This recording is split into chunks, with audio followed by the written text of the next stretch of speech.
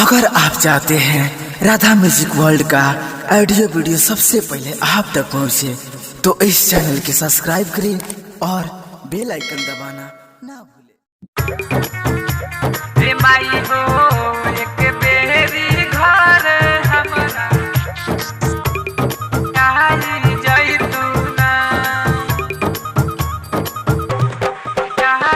DJ Amit Tiwari अपहर। छोटे छोटे पाहो बाटे कोई से के आई, तुहारा से कहता नि सुनो ए माई। ए माई छोटे छोटे पाहो बाटे कोई से के आई, तुहारा से कहता नि सुनो ए माई। बाघावा सवारी के माई तनिया आई जही तू ना। हे माई हो एक बेहरी घर हमारा आई जही तू ना।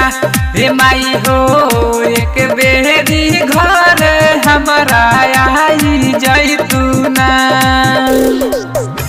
हे माई हो एक बेहरी घर हमारा डीजे अमित तिवारी अपहर। ऊंचे पहाड़ पर जाके काहे बस गइलू माई। तू ही बतावा कैसे के तोहरा दुआरी आई। ऊंचे पहाड़ पर जाके काहे बस गइलू माई। तू ही बतावा कैसे के तोहरा दुआरी आई।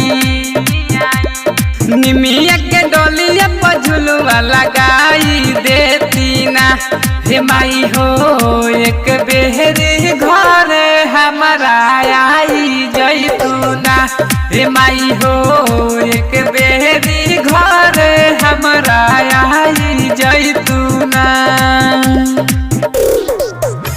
हे माई हो एक बेहरी घर हमारा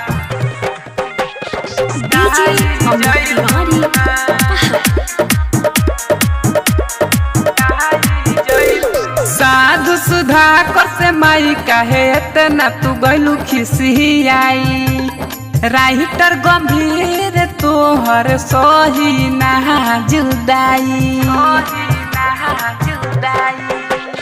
कृष्ण कमाल से माई काहे इतना तू गइलू खिसियाई। समोसा दे राजा तोहर सही ना जुदाई। राकेश कॉमेडी के सपना पूरा ही दे तू ना। हे माई हो एक बेहरी घर हमारा आई जई तू ना। हे माई हो एक बेहरी घर हमारा आई जई तू ना। Radha digital recording studio समाता।